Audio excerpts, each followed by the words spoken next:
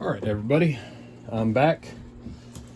I'm gonna put this 440 cylinder on the shelf behind me.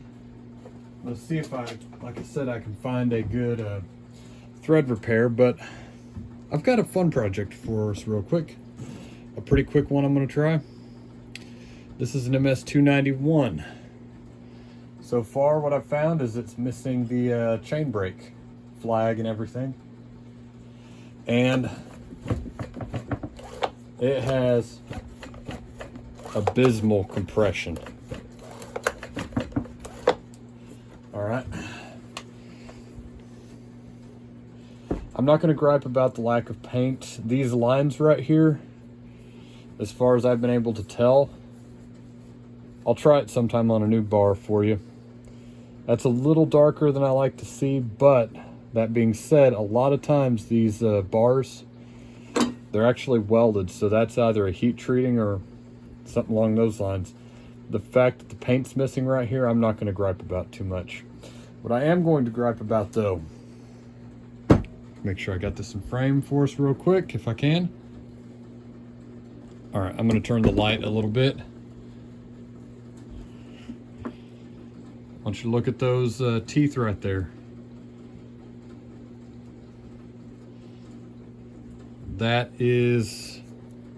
That's actually pretty bad. They're all curved over right here. Like, look where my thumb is. You can see that that corner of the tooth is knocked completely down. Reason I'm showing you that, I'm gonna do a rebuild on this thing, I think. I've got a piston and I've also got an option to do a cylinder if I need to. But we're gonna go through this thing and we're gonna try to make it into a really good running saw. Well, before I do this real quick, let me pick up on the tip of the bar. I noticed something else I wanted to mention. That snug, that chain is like stupid tight. I'm gonna see what condition the bar is in. If need be, we'll look into having the bar dressed. I'm gonna be getting a grinder fairly soon after I get power in the shed, so I can dress my own bars.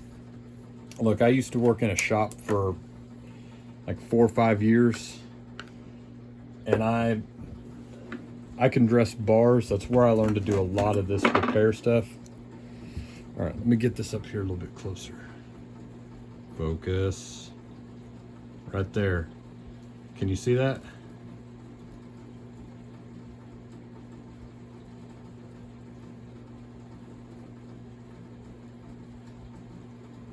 There it is. That chain is pretty bad. All right, but the bar doesn't look bad.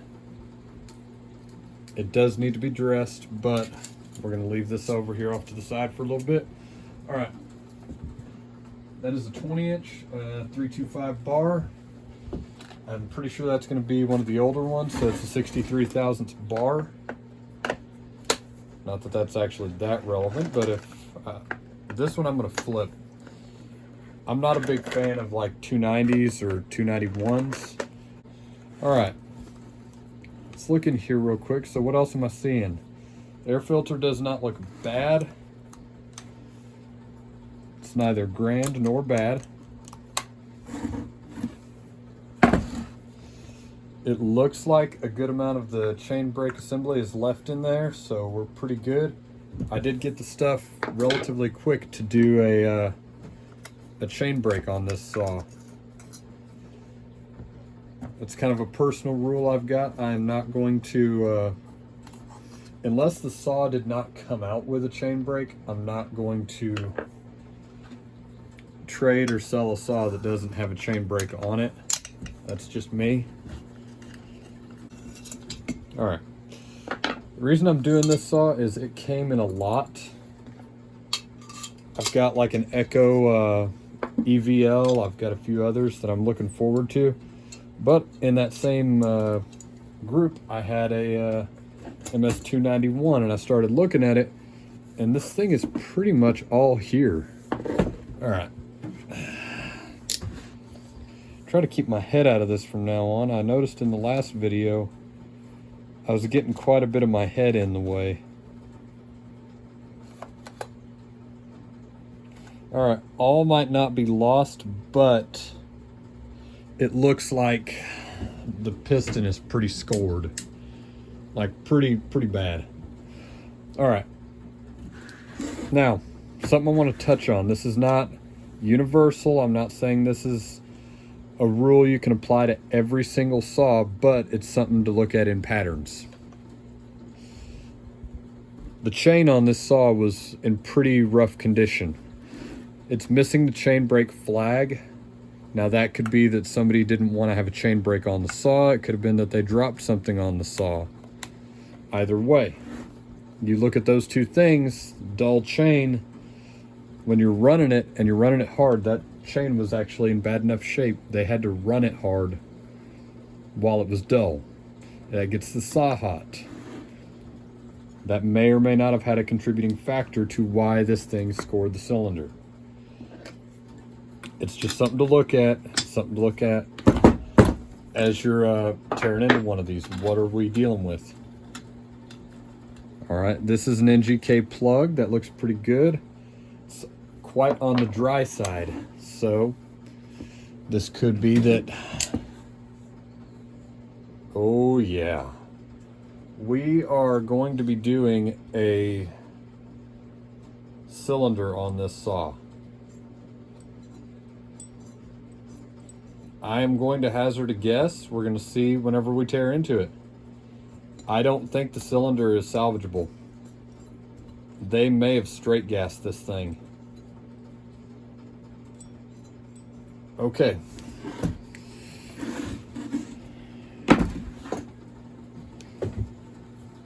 Give me 2 seconds. I'm going to pause y'all and move you.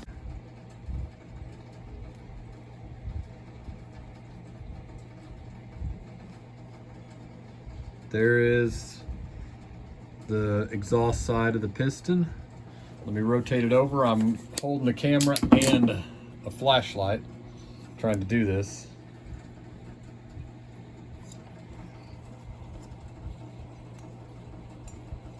There we go.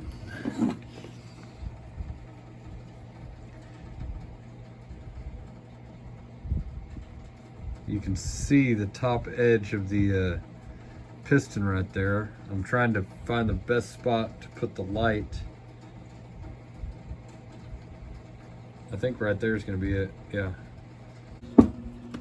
In the cylinder. And we're going to try something real quick and see if you can see it. I may not be able to show you this one.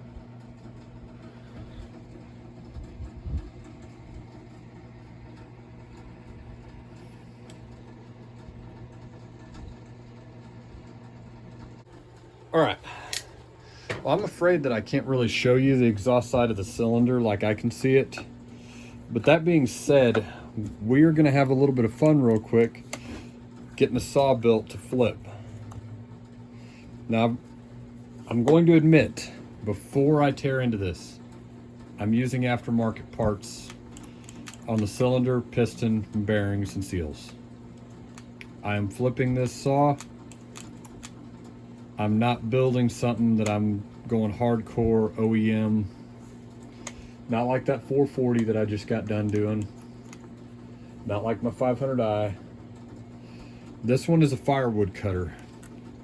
So that being said, the only cylinder I was really able to get, especially for the price point I'm trying to flip this for,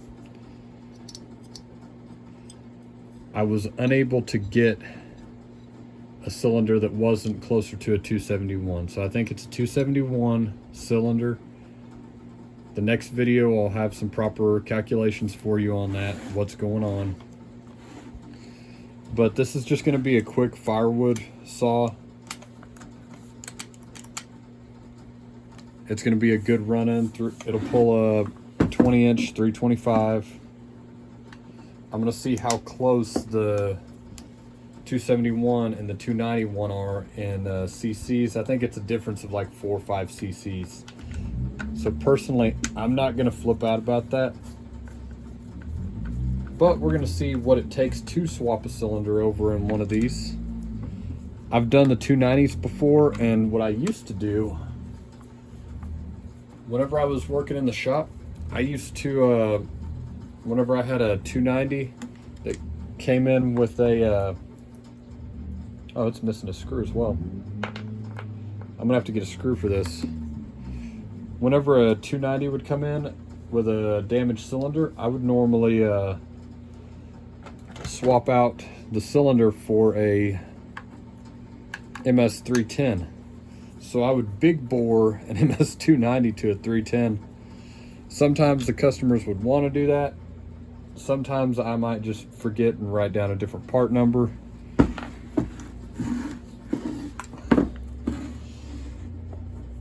Because I figured a customer wouldn't complain about having a slightly bigger bore cylinder on there. And there really wasn't a price difference between the 310 cylinder at the time and the 290 cylinder at the time. So it was actually kind of worth it. All right.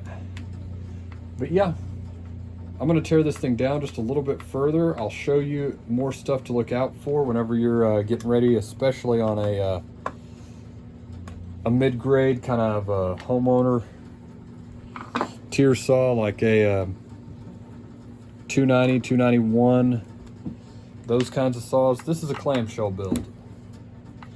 What you need to look out for, what's normally going to be wrong. And it's actually, again, why I'm doing aftermarket bearings and seals on this, because, yeah, they ripped out the brake band. They ripped out the brake band and the handle. I wonder if that wasn't done at the shop. I really don't know. But, yeah, we've got everything to redo this brake system. Snap rings and all. Yeah, I think they pulled that just so that they could actually yeah.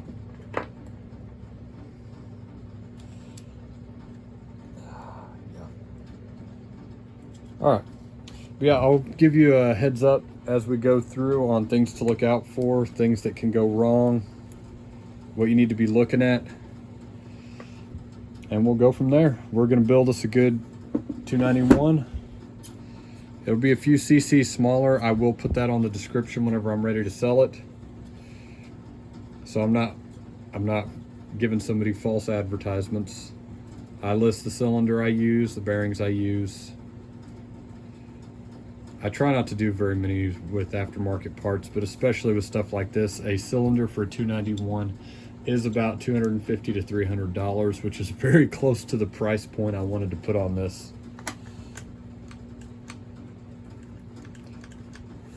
All right.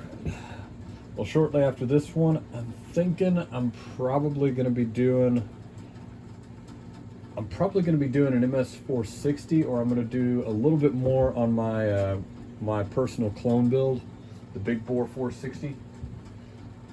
And here before too long, I'll be doing a cut video with that 462. I'm going to be doing a cut video with that 462 pretty soon. All right, take her easy. Have a good day. Bye.